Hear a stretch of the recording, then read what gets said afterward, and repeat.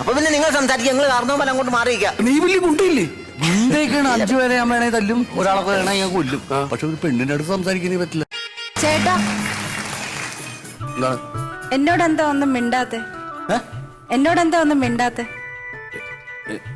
എന്നോട് എന്തെങ്കിലും ഒന്ന് ചോദിക്ക്. തീപ്പെട്ടി എന്താ? ഒന്നുമില്ല. ചേട്ടാ, എന്നോട് എന്തെങ്കിലും ഒന്ന് ചോദിക്ക്.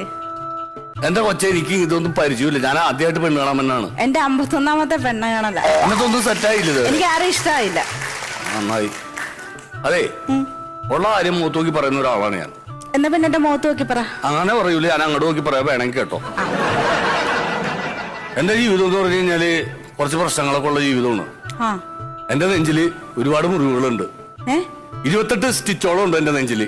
ചേട്ടന്റെ ബൈപ്പാസ് സർജറി കഴിഞ്ഞാണ്. അതൊന്നുമല്ല, എന്റെ ജോലിയുടെ ഭാഗമായിട്ട് 28 സ്റ്റിച്ച് എന്റെ നെഞ്ചിലുണ്ട്. ആ 28 സ്റ്റിച്ചിന്റെ ഇടയിൽ ആ സ്റ്റിച്ച് പൊട്ടാതെ കിടക്കാൻ കുട്ടിക്ക് പറ്റുമോ? ചേട്ടന്റെ നെഞ്ചിലെ സ്റ്റിച്ച് പൊട്ടിക്കാതെ ഞാനവിടെ കിടന്നോളാം. ഇതൊക്കെ സ്റ്റിച്ച് ഞാൻ സെറ്റാക്കി കഴിക്കാം. ചേട്ടാ, യു ആർ ഹാൻസം. ധാരാളം ഇവിടെ എന്ന് പറഞ്ഞത്. ചേട്ടന്റെ മുഖം കണ്ടാൽ തന്നെ എനിക്ക് അറിയാലോ. അപ്പൊ കൊച്ചിന് ഒന്നും ഇഷ്ടമല്ല. ഓക്കെ,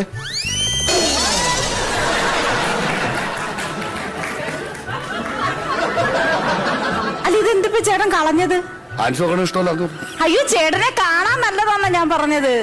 അതെല്ലാവർക്കും അറിയാവുന്ന കേസല്ലേ. വെറുതെ എന്താ ഹാൻസ് കളഞ്ഞാൽ കിക്കും പോയി. അച്ഛൻ ഹാൻസ് നോക്കുവോ? അച്ഛനോ? ഒന്നുമില്ല. ചേട്ടൻ എന്നോട് ഒന്നും ചോദിക്കാനില്ലേ? എനിക്കൊന്നും ചോദിക്കാനൊന്നുമില്ല. വെറുതെ എന്തെങ്കിലും ഒന്ന് ചോദിക്കേ.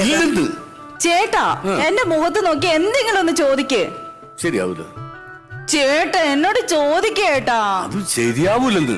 ചേട്ടനെ എന്നോട് ചോദിക്കേട്ടാ, എന്റെ മുഖത്ത് നോക്കി ചോദിക്കേട്ടാ. എനിക്കൊരു ഉമ്മ വരുമോ? കെട്ടിപ്പിടിച്ചു തന്നാ മതി. ഗുണ്ടബിനു കണ്ണങ്കര കോളനി തോന്നയ്ക്കൽ. അടി, പിടി, വെട്ട്, കുത്ത് എന്നിവയ്ക്ക് ഗുണ്ടബിനു കണ്ണങ്കര കോളനി തോന്നയ്ക്കൽ.